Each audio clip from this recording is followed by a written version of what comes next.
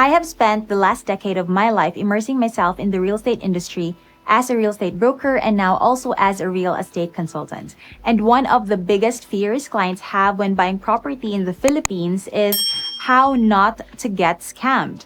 In today's video, I will be breaking down the 4 ways how not to get scammed when buying property in the Philippines. Tip number 1. Choose your agent wisely. So you are a buyer searching for houses on Google or YouTube. You type in Cagayan de Oro house for sale and a series of posts or videos pop up. You click the first 2 to 3 houses that you like and contact the agent. Whoever is the first agent to respond to your inquiry, that is who you will usually end up going with. Because survey shows that buyers typically go for the first or second agent that responds to them. And there is nothing wrong with this, but this is only the first step. The next step is to research and do due diligence on the agents you were able to connect with. Check their social media accounts on who your common friends are. The world is now so connected that due diligence has never been easier. It is now very easy to find someone who knows your agent, and then you can check out what they're like. Verify their credentials, check their references. Have they had any previous engagement with your agent? Is this person reliable? And what is their track record like in their industry? You will need to know if your agent is both reliable and trustworthy before engaging with them.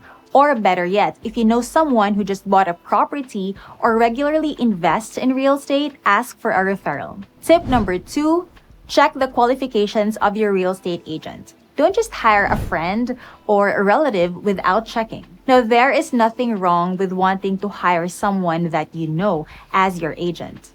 Of course, we generally prefer to work with someone that we know and trust. But again, don't forget to verify their credentials, check their references.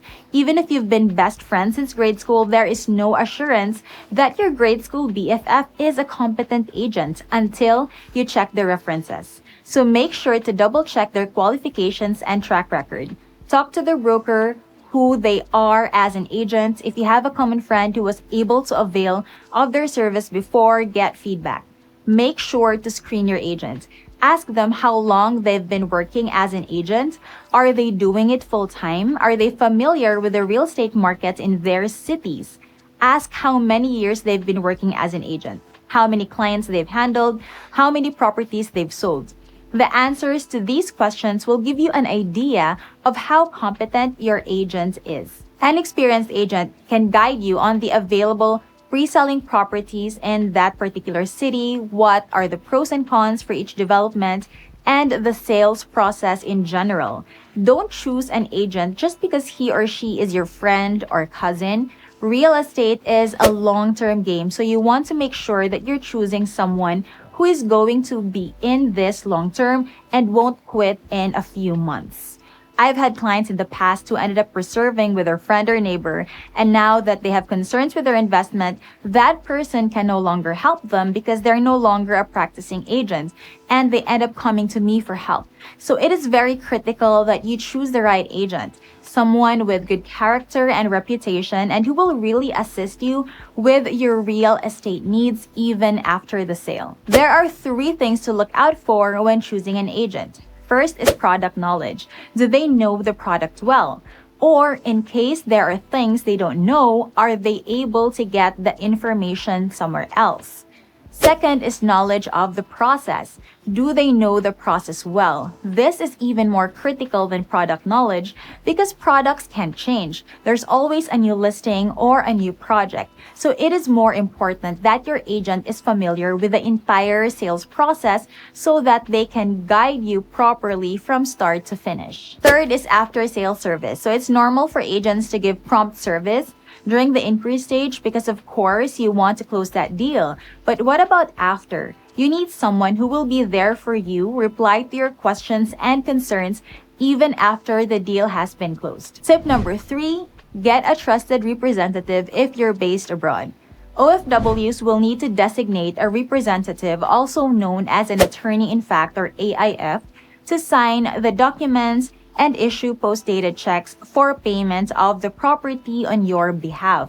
To issue PDCs, if you're buying a pre-selling property, your representative will need to open a checking account in case they don't have one yet. But in case your representative or you yourself don't have a checking account, or you don't want to borrow the checking account of your representative, then you need to check if that particular developer is partnered up with Acquire, because Acquire is a way to pay for the down payment online anywhere in the world, so that you can just transfer the payment for the down payment on a monthly basis wherever you are in the world. Also, a document called the Special Power of Attorney will need to be signed by the OFW buyer, which will then be provided by the developer and also by the bank. So banks and developers have their own SPA template, which you will need to fill up, sign, and then you'll need to have this consularized or apostilled. For those who are in the Philippines at the time of signing of the SPA, you can have it notarized. Even if you are getting your relative as your representative, you still need to be mindful. Ask yourself, can I trust this person to be my representative for this transaction? I have heard of some stories from my OFW clients about them getting scammed not by their broker or agent but by their own relatives. Instead of using the money for mortgage payments, their relative ended up putting the money in their own pocket. So you need to be very careful and make sure to deal with only trustworthy individuals. This being said, the majority of my clients usually get their parents or their siblings as their representatives, and they have been able to successfully purchase their property of choice. For private listings, it is easier because, especially if it's a cash transaction, it's going to be a one-time transaction. So what happens is that the seller sends the funds to their representative, then their AIF will ask the bank to issue a manager's check as payment for the seller. Then the seller, the buyer, the broker, and the attorney meets to close the deal. I actually have a full video on the deal closing process for brokerage. You can check it out here. I'll also put the link in the description box. When it comes to pre-selling property, the engagement with your AIF is going to be long-term, especially if you're going to be using their checks for the down payment. This is because pre-selling projects, the down payment can be paid over a span of 12 months to as long as 60 months. So for example, if you do not have a Philippine checking account, your AIF will need to open a checking account and issue the 60 post-dated checks for you. You just need then to transfer funds every month from your account to your AIF's account for the payment. The good news is now there are some developers that have an online payment facility. CLI, for instance, has Acquire, and Acquire is also partnered with many of the national developers in the Philippines like Rockwell, MegaWorld, Ayala, all the brands under Ayala, DMCI, and SunTrust, to name a few. This means that you can transfer your payment to the developer monthly through Acquire. However, some developers may not have this facility yet, so you really need then to issue post-dated checks. For SMDC or Ayala projects, you can also do ADA. ADA stands for Auto Debit Arrangement. It is an arrangement that allows your monthly payments or installments to be deducted from your current or savings bank account on the recommended payment date, which is 3 days before the due date. ADA can be chosen only for SMDC or Ayala projects since they have partner banks, BDO and BPI respectively. So if you have a BDO or BPI account, then you can enroll it for ADA. Another option is to issue your own post-dated checks. Some clients who are able to fly home during the time of reservation open their own checking accounts and write out the checks themselves. So I had a client who was based in Australia. She went home last month for a vacation. Before she flew back to Australia, she reserved a studio unit in Zircon, which is a pre-selling condo project by A. Brown. So she opened a checking account, issued the PDCs, and submitted them to the developer before flying back to Australia. Tip number 4, pay the developer or the seller directly. Money is really a big source of temptation. So if you're going to be purchasing a property, whether from a developer or a private seller, course the payments either through your trusted representative or directly to the seller. Developers now have facilities wherein buyers can pay the reservation fee and equity online. And always ask for receipts. Save all proof of transfers made. As the buyer, it is your responsibility to monitor all the payments you have made to make sure everything is accounted for. I have heard horror stories from buyers about their agent taking the reservation fee and running off with it. Some agents even gave their clients a fake receipt. Reservation fees usually around 30 to 50,000, although for some developers it can be higher.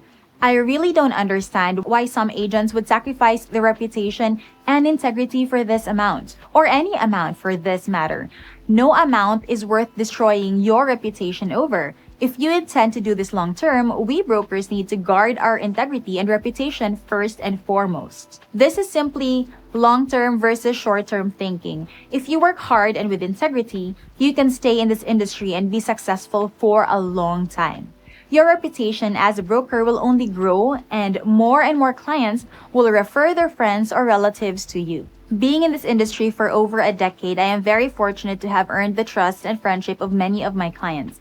They end up buying multiple properties from me and even refer their friends and family. Tip number 5, seek legal counsel. Have a trusted attorney assist you with the process.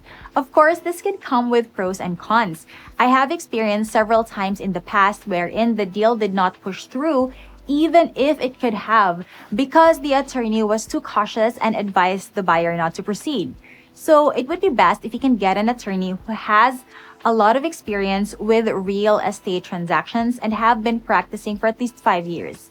Law is a very broad field, so different attorneys will have different experiences. If possible, get an attorney who is also a broker so they have a deeper understanding of the two industries. I have several attorney friends who are also brokers. Although their focus is more on their law practice, at least they also have background on real estate transactions. For private deals, a good attorney can help you in drawing up a contract that will protect both parties. For pre-selling projects, the attorney can help you understand the terms in the developer's contract to sell. So developers already have their own templates for their contract to sell, their deed of absolute sale, and other contracts. Although even if you see terms or clauses that you may not agree with, you cannot ask the developer to change their contracts because it is final. It is designated to protect the developer, and that is the reality. So your option as the buyer is either to accept their contract, or if you cannot do so, then go with another developer that you're more comfortable with. I had a client who reserved a lot in Alegria Hills. It was their 1,000 square meter, 360-degree view lot at 30,000 per square. But when he received the deed of sale and it was forwarded to his daughter, who was an attorney, she asked if they could change it and make it more simple.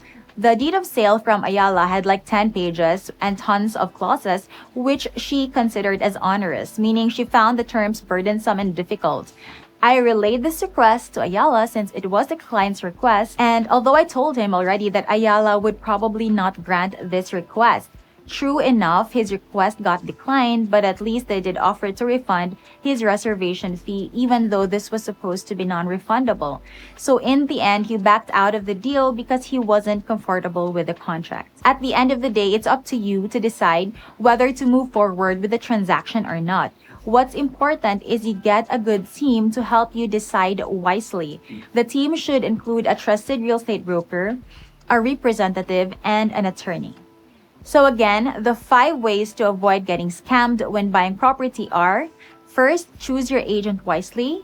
Second, check the qualifications of your real estate agent. Don't just hire someone because they're a friend or relative without checking their background. Third, get a trusted representative if you are based abroad. Fourth, pay the developer or seller directly. And fifth, seek legal counsel. If you found this video interesting, all I ask for is a subscribe. If you want a more in-depth discussion on how to buy property in the Philippines, message me on WhatsApp or send me an email. My contact info is in the description.